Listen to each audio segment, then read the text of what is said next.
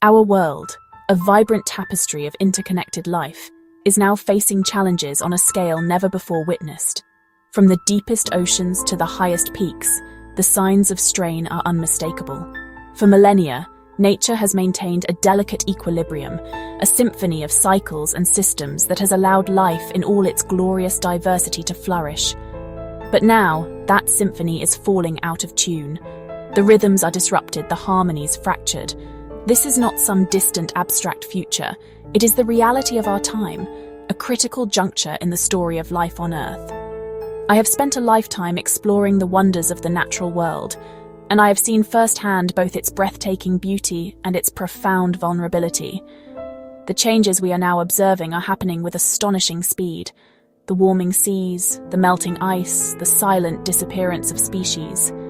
These are not isolated incidents. They are symptoms of a planet under immense pressure, a global ecosystem struggling to adapt to the profound impact of a single species, our own. The story of our environment in 2025 is a complex one, filled with both peril and promise.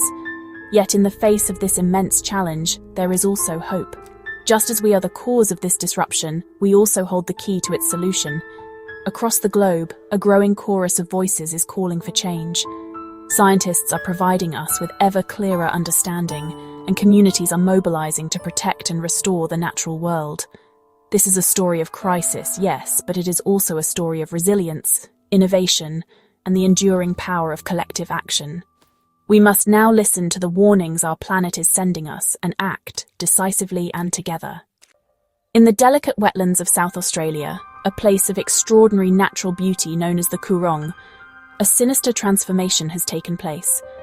The normally tranquil, life-giving waters have been stained a deep, ominous red. This is not a natural spectacle to be admired, but a sign of a system in deep distress. The culprit is a microscopic alga, Karenia mikimotoi, which has erupted in a bloom of unprecedented scale.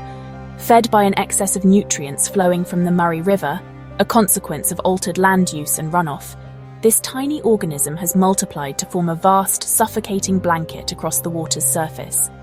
The impact has been catastrophic. This algal bloom, known as a red tide, starves the water of oxygen, creating vast dead zones where little can survive. The air, once filled with the calls of abundant bird life, now carries the foul stench of decay. Reports from the region paint a grim picture. Countless fish, the foundation of this ecosystem, floating lifelessly on the surface. The long-term consequences for the Coorong, a sanctuary for migratory birds and a vital nursery for marine life, are still being assessed. But the devastation is a stark and powerful warning of how finely balanced these precious coastal habitats truly are. Beyond the visible signs of pollution and warming, a far more insidious change is taking place in the vast blue heart of our planet. The oceans, which have for eons absorbed a significant portion of the carbon dioxide we release into the atmosphere, are becoming more acidic. This process, often called the evil twin of climate change, is fundamentally altering the chemistry of the seas. It represents one of the most profound threats to marine life, an invisible crisis unfolding beneath the waves. For countless creatures, this chemical shift is a matter of life and death. Organisms like corals, shellfish, and the tiny plankton that form the very base of the marine food web depend on carbonate ions in the water to build their shells and skeletons. As the ocean acidifies, these essential building blocks become scarcer. Shells become thinner, more fragile, and growth is stunted. For a coral reef, this means a slower recovery from bleaching and a weaker structure against the pounding waves. For an oyster or a clam, it means a struggle to simply survive its youth. There is no simple, localized solution to this global problem. Only deep and sustained reductions in our carbon emissions can begin to turn back this acidic tide. Coral reefs are the bustling metropolises of the ocean, explosions of color and life that support a quarter of all marine species. But a silent, global catastrophe is draining them of their vibrancy. Since 2023, the world has been in the grip of the fourth global coral bleaching event, an environmental disaster of staggering proportions. Triggered by prolonged periods of unusually high sea temperatures, this event is unprecedented in its scale and severity. It is not a localized problem affecting one or two famous reefs. It is a planetary phenomenon.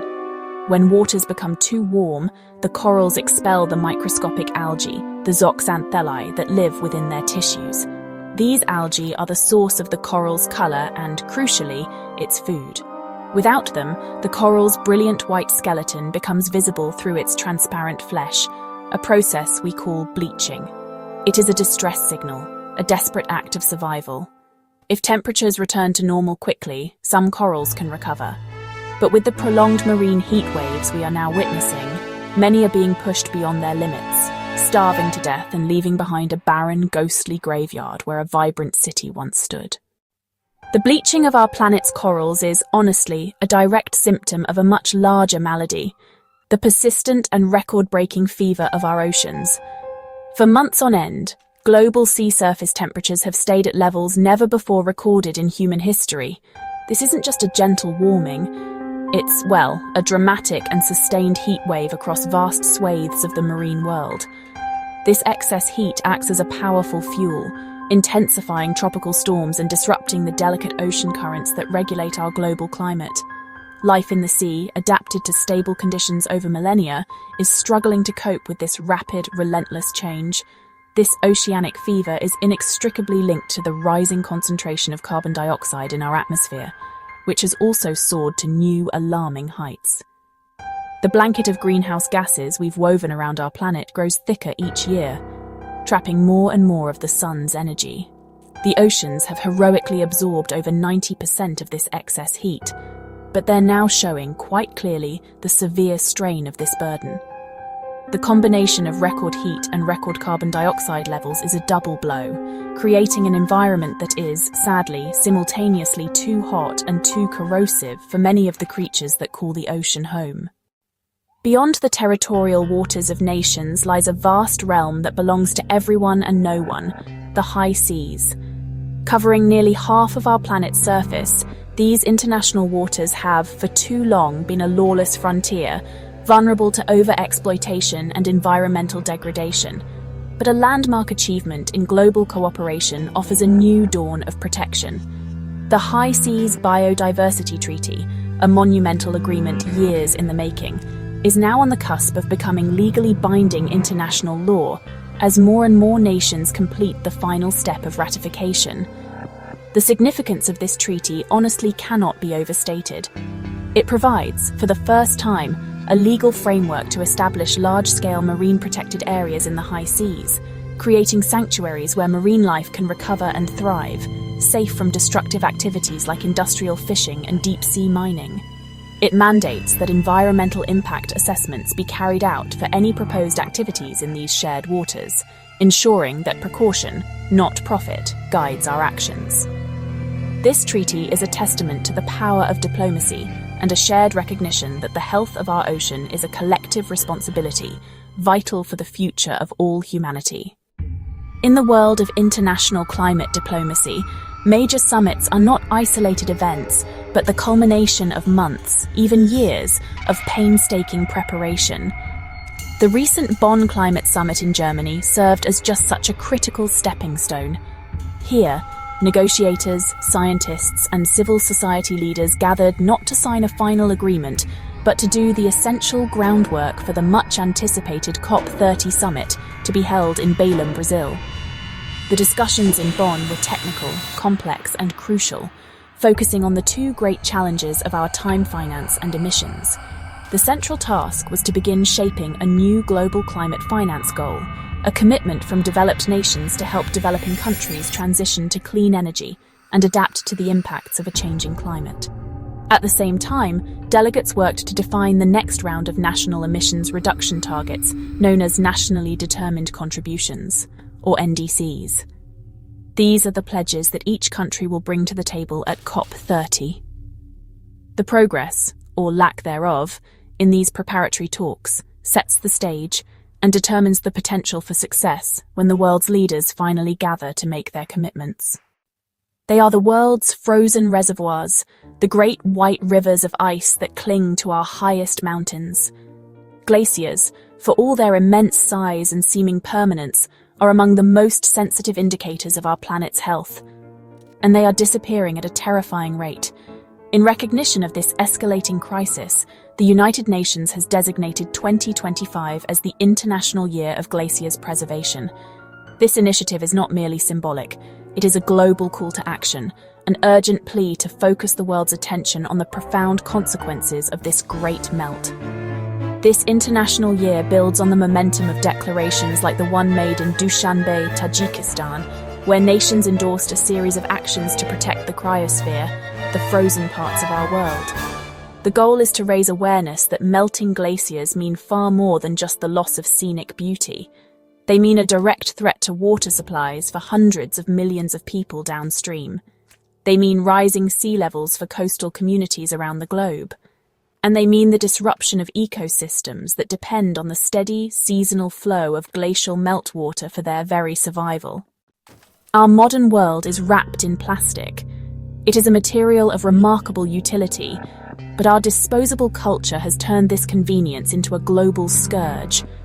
From the deepest ocean trenches to the highest mountain peaks, plastic pollution has infiltrated every corner of our planet. This year, World Environment Day put a renewed focus on this pervasive issue, highlighting the groundswell of global efforts to turn the tide. All around the world, communities are taking action, organizing vast cleanup drives on beaches, in rivers and across landscapes, removing the plastic legacy of our consumption. But cleanups alone are not enough. The ultimate solution lies in staunching the flow of plastic at its source. Campaigns are raising awareness, pushing for a fundamental shift away from single-use items and demanding greater corporate responsibility. The most significant hope lies on the diplomatic front, where nations are engaged in intense negotiations for a legally binding global treaty to end plastic pollution. This ambitious undertaking aims to address the entire life cycle of plastic, from production and design to disposal and recycling, representing our best chance to finally get a grip on this overwhelming environmental challenge. The challenges we have explored are immense, and it is easy to feel overwhelmed by their scale. The crimson tide in the Coorong, the silent bleaching of the reefs, the relentless rise in global temperatures, these are not disparate events. They are the interconnected symptoms of a planet pushed to its limits.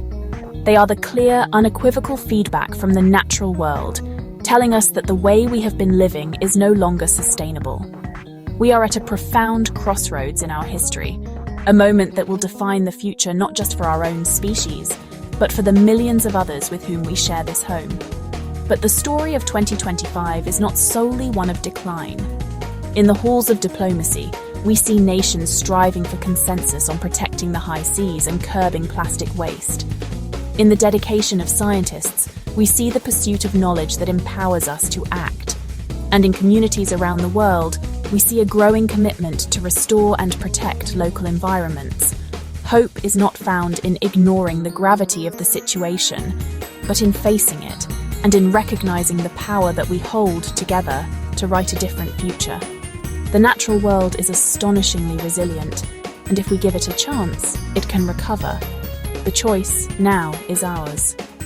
Each of us, in our daily lives, in the decisions we make, and in the leaders we choose, contributes to the path we take from here. Will we continue to disrupt the delicate systems that sustain us? Or will we learn to live in balance with the natural world? The future of a rich and vibrant planet, teeming with life and wonder, depends on our answer.